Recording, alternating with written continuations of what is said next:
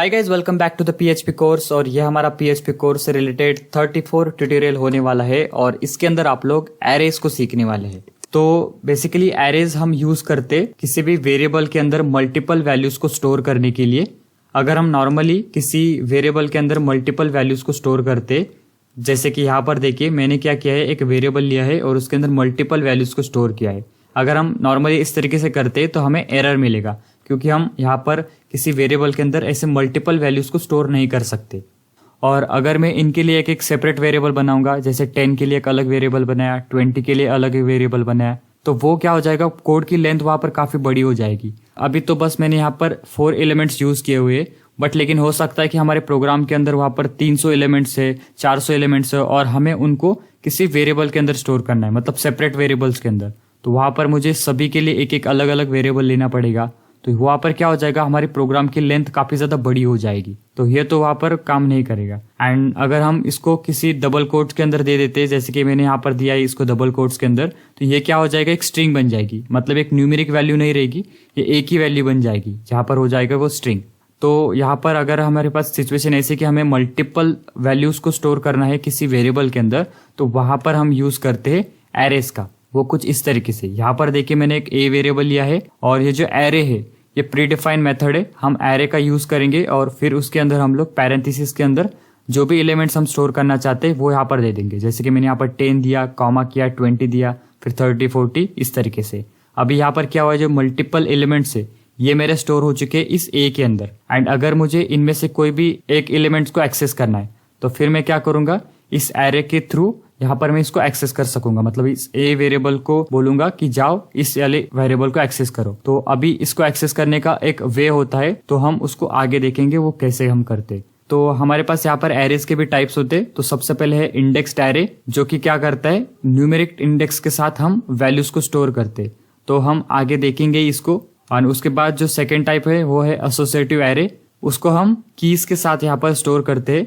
And उसके बाद third जो टाइप है वो है मल्टी डायमेंशनल एरे, जो कि 1 और मोर एरे कंटेंट करता है एक ही एरे के अंदर। तो चलिए फिर हम अभी देखते हैं इंडेक्स्ड एरे को। तो यहाँ पर देखिए जो इंडेक्स्ड एरे है हम कुछ इस तरीके से यहाँ पर क्रिएट करते। इंडेक्स्ड एरे मतलब क्या है कि देखिए जैसे कि हमने यहाँ पर एलिमेंट स्टोर किए हुए, तो इनके एक एक इंडेक्स है। जैसे ये जो एलिमेंट है ये 0th इंडेक्स पे स्टोर है, ये जो 20 है ये 1 इंडेक्स पे स्टोर है। तो यहाँ पर आपको ध्यान देना है कि जो भी एरे के एलिमेंट्स है वो शुरू होते हैं 0th इंडेक्स से। कभी भी हम एरेज को स्टोर करते हैं तो वो ऑटोमेटिकली 0th इंडेक्स पे फर्स्ट एलिमेंट यहाँ पर स्टोर होता है, उसके बाद में फिर 1, 2, 3। तो ये जो होते हैं ये होते हैं हमारे इंडेक्स। इंडेक्स मतलब क्या, जैसे कि कोई क्लासरूम में जैसे स्टूडेंट्स है और उन सभी के एक एक रोल नंबर होते हैं। जैसे कि रोल नंबर 1 हो गया वो 10 है सपोज करो, जैसे रोल नंबर 2 हो गया वो 20 है, जैसे रोल नंबर 3 30 है, इस तरीके से। तो पीएचपी के अंदर जो भी एलिमेंट स्टोर होते हैं वो इंडेक्स पे स्टोर होते हैं। जैसे इंडेक्स्ड एरे है, मतलब इसके अंदर हम लोग एलिमेंट्स को स्टोर करेंगे इंडेक्स पे बेस पे। और अगर हमें इसको एक्सेस करना है, जैसे कि मुझे इस 20 को एक्सेस करना है, मतलब इस 20 को प्रिंट करना है, तो फिर मैं क्या करूंगा, यहाँ पर इको करूंगा और उसको बोलूंगा कि जाओ 0th इंडेक्स पे जो भी वैल्यू है वो मुझे यहाँ पर दिखा दो। वो क्या हो रहा है कि a of 0, मतलब कि जो भी इस एरे के अंदर जो भी 0th इंडेक्स पे जो वैल्यू है, मतलब क्या है यहाँ पर 10, तो वो यहाँ पर मुझे प्रिंट हो जाएगी। एंड अगर हमें इस एरे को कंप्लीटली प्रिंट करना है तो उसके लिए हम या फिर फॉर लूप का यूज करेंगे या फिर एक फंक्शन आता है, बस वो टेस्टिंग पर्पस के लिए हम यूज करते। तो चलिए फिर उसको यहाँ पर देखते। तो एक प्रिंटर नाम का फंक्शन है जो कि यूज होता है कि हम एरे को यहाँ पर प्रिंट कर सकते हैं। जैसे यहाँ पर मैंने एक एरे क्रिएट किया है और अगर यहाँ पर मैं नॉर्मली इसको प्रिंट करने जाता हूँ इको ए से, तो यहाँ पर मुझे एरर मिलेगा, क्योंकि हम नॉर्मली इस तरीके से यहाँ पर प्रिंट नहीं कर सकते। तो या तो हम फॉर लूप से प्रिंट करें या फिर एक बिल्ट इन मेथड है प्रिंटर, तो हम उससे प्रिंट कर सकते। तो ये जो प्रिंटर फंक्शन है बेसिकली बस टेस्टिंग पर्पस के लिए हम यूज करते। मतलब इसके साथ हम कोई ऑपरेशन परफॉर्म नहीं कर सकते, बस इसको जस्ट हम प्रिंट कर यहाँ पर देख सकते। जब हम डेटाबेसेस पे काम करेंगे तब हम इस प्रिंटर फंक्शन का काफी ज्यादा यूज करने वाले, क्योंकि वहां पर काफी ज्यादा अमाउंट ऑफ डेटा होता है एरेस के अंदर। तो हम उसको प्रिंट कर वहां पर इजीली देख सकते हैं टेस्टिंग पर्पस के लिए। तो आइए फिर अभी हम प्रैक्टिकली देखेंगे कि हम एरेस को कैसे क्रिएट करेंगे, एरेस को कैसे एक्सेस करेंगे, और सभी चीजें अभी हम प्रैक्टिकली देखेंगे। तो यहाँ पर देखिए मैं मेरे कोड एडिटर के अंदर आ चुका हूँ और यहाँ पर मैंने एक फाइल बनाई है array.php की। तो चलिए यहाँ पर हम सबसे पहले एक एरे को क्रिएट करते हैं। तो यहाँ पर मैं एरे को क्रिएट करूंगा एक कलर्स नाम से, ठीक है। और इसके अंदर हम यहाँ पर क्या करेंगे, जो एरे मेथड है, तो जहाँ पर लिखेंगे हम एरे एंड उसके अंदर हम एलिमेंट्स देने वाले हैं। जैसे कि यहाँ पर मैं देता हूँ रेड, पर मैं करता हूँ ग्रीन, एंड एक और हम यहाँ पर एलिमेंट ले लेंगे, यहाँ पर करेंगे इसको येलो। ओके, तो यहाँ पर देखिए हमने जो है तो 3 एलिमेंट्स यहाँ पर दे दिए हैं। एंड अगर मुझे इनको एक्सेस करना है तो जैसे मैंने आपको बताया, मैं यहाँ पर करूँगा इको और करूँगा यहाँ पर कलर्स ऑफ। अगर मुझे 0th इंडेक्स पे देखना है कि कौन सा कलर है तो यहाँ पर मैं क्या करूँगा 0 दूंगा। और अगर इसको सेव करता हूँ तो यहाँ पर आप देख सकते हो मुझे यहाँ पर रेड प्रिंट हो रहा है, क्योंकि अभी यहाँ पर 0th इंडेक्स पे क्या स्टोर है वो है रेड। और इसी तरीके से अगर मैं यहाँ पर नीचे करता हूँ, जैसे करता हूँ यहाँ पर 1, तो यहाँ पर प्रिंट हो जाएगा ग्रीन। ये देखिए यहाँ पर ग्रीन प्रिंट हो रहा है। तो हम इस एरे के अंदर किसी भी टाइप का डेटा टाइप स्टोर कर सकते हैं। जैसे कि यहाँ पर मैंने स्ट्रिंग वैल्यू स्टोर की है और मैं चाहता हूँ कि इसी के अंदर मैं न्यूमेरिक वैल्यू को स्टोर करना। तो यहाँ पर देखिए मैंने एक न्यूमेरिक वैल्यू दे दी 25, तो यहाँ पर ये भी यहाँ पर स्टोर हो जाएगी।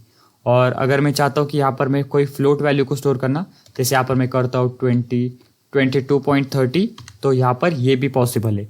हमें जो एरे है PHP के अंदर, ये हमें ये भी फंक्शनलिटी प्रोवाइड करता है कि हम मल्टीपल टाइप्स के डेटा टाइप को यहाँ पर स्टोर कर सकते हैं। जैसे स्ट्रिंग हो गया, फ्लोट हो गया, इंटीजर हो गया, कुछ इस तरीके से।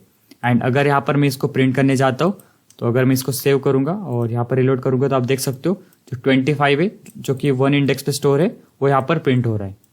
ठीक है, यहाँ पर हम क्या करेंगे, इसको कॉन्केट करेंगे और यहाँ पर मैं इसको ब्रेक टैग दे देता हूँ जिससे कि ये एक के नीचे एक आ जाएगा।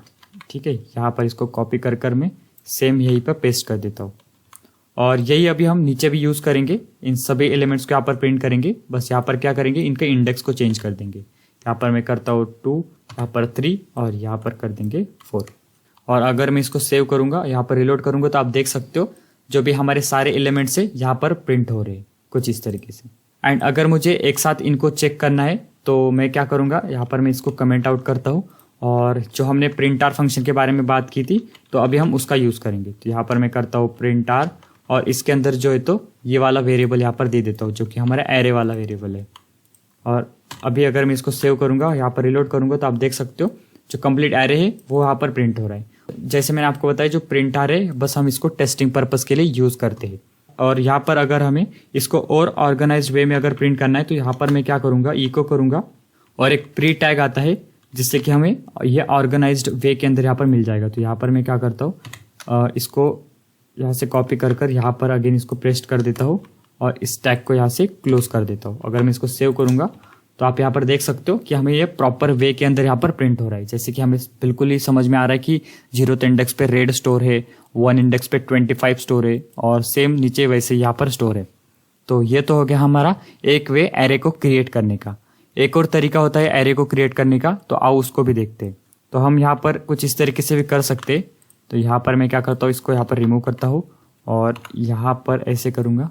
तो कुछ इस तरीके से हम लोग एरे को क्रिएट कर सकते हैं जहाँ पे क्या कर रहा हूँ मैं, यहाँ पर मैं क्या कर रहा हूँ, स्टार्टिंग में स्क्वायर ब्रेसेस दे रहा हूँ और एंडिंग में यहाँ पर स्क्वायर ब्रेसेस दे रहा हूँ और जो भी एलिमेंट्स देने हम इसके अंदर दे रहे हैं। तो जैसे कि हम यहाँ पर एरे लिख रहे थे तो हम उसे लिखने की कोई ज़रूरत नहीं है, हम इस तरीके से भी यहाँ पर इसको क्रिएट कर सकते हैं। अगर मैं इसको सेव करता हूँ, यहाँ पर रिलोड करता हूँ तो देखिए कोई चेंज यहाँ पर नहीं है। तो ये भी एक वे है एरे को क्रिएट करने का। एंड उसके बाद हम एक और तरीके से यहाँ पर एरे के एलिमेंट स्टोर कर सकते हैं। जैसे कि यहाँ पर मैं करता हूँ अगर कलर्स, यहाँ पर मैं सबसे पहले क्या करता हूँ, इसको कमेंट आउट कर देता हूँ और यहाँ पर अगर हम करेंगे कलर्स इक्वल्स टू, और यहाँ पर अगर हम करेंगे कलर्स ऑफ 0 और इक्वल्स टू, और इसके अंदर अगर हम कोई एलिमेंट दे देंगे जैसे कि यहाँ पर मैं देता हूँ रेड, तो हम इस तरीके से भी यहाँ पर कर सकते हैं। और मैं सेम नीचे करूँगा और बस इनके एलिमेंट चेंज कर दूंगा। जैसे यहाँ पर मैं करता हूँ 1, यहाँ पर करता हूँ 2, यहाँ पर करता हूँ 3 और इनके यहाँ पर मैं वैल्यूज़ को भी चेंज कर देता हूँ। जैसे यहाँ पर मैं करता हूँ ग्रीन, यहाँ पर करता हूँ मैं येलो और यहाँ पर करता हूँ मैं 25। तो यहाँ पर देखिए हम हमारे स्पेसिफाइड इंडेक्स पे हमारे मतलब की वैल्यू दे रहे हैं। जैसे कि यहाँ पर देखिए मैंने यहाँ पर 0 पे दिया रेड, यहाँ पर 1 इंडेक्स पे दिया ग्रीन, तो यहाँ पर ये भी बिल्कुल ही काम करेगा। अगर मैं इसको सेव करता हूँ और इसको रिलोड करता हूँ तो आप देख सकते हो यहाँ पर ये भी बिल्कुल ही यहाँ पर काम कर रहा है। जैसे कि 0th इंडेक्स पे इसने रेड दे दिया, 1 इंडेक्स पे इसने ग्रीन दे दिया, तो ये भी यहाँ पर करेक्टली यहाँ पर वर्क करेगा। ओके, सो ये तो हो गए हमारे एरेस को क्रिएट करने का तरीका। और अभी हम इसको जो है तो फॉर लूप के थ्रू भी एक्सेस कर सकते हैं। तो वो कैसे, यहाँ पर मैं क्या करता हूँ, इसको रिमूव कर देता हूँ और इसको जो है तो अनकमेंट आउट कर देता हूँ। ओके, तो अगर मुझे इसको एक्सेस करना है तो मैं फॉर लूप के थ्रू कैसे करूंगा वो यहाँ पर देखिए। तो जो एरेज के एलिमेंट्स को एक्सेस करने के लिए एक स्पेशल लूप आता है जिसे हम फॉर ईच लूप कहते हैं, जिसे कि हमने हमारे लूप्स के सीरीज के अंदर कवर नहीं किया था, तो हम इसको यहाँ पर देख लेंगे। लेकिन उससे पहले जो हमने फॉर लूप देखा है उसके थ्रू मैं आपको एक बार प्रिंट करके दिखाता हूँ, फिर हम फॉर ईच लूप के थ्रू यहाँ पर प्रिंट करेंगे। तो देखिए यहाँ पर मैं फॉर लूप का यूज़ करूँगा।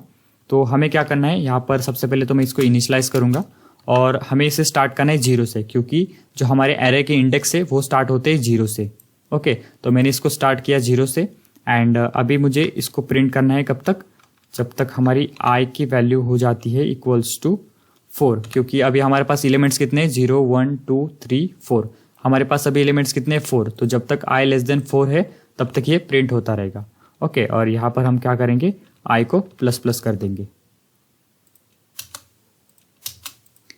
ठीक है, और इसके बाद हम यहाँ पर क्या करेंगे, सिंपल से इको करेंगे और जो हमारे ये वेरिएबल है इसको हम यहाँ से लेंगे और जैसे मैंने आपको बताया इसको बस आपको यहाँ पर कॉपी करना है और ऑफ करना है आपको यहाँ पर, और आई कर देना है, मतलब कलर्स ऑफ आई।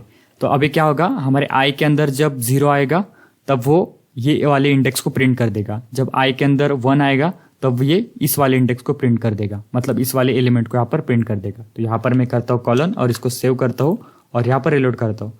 तो यहाँ पर देखिए हमें एक एरर मिल रहा है, तो यहाँ पर हमने डॉलर नहीं दिया इसलिए हमें यहाँ पर एरर मिल रहा था। यहाँ पर मैं रिलोड करता हूँ तो यहाँ पर देख सकते हो कि हमारे पास जो है तो हमारे सारे एलिमेंट्स यहाँ पर प्रिंट होकर आ गए हैं।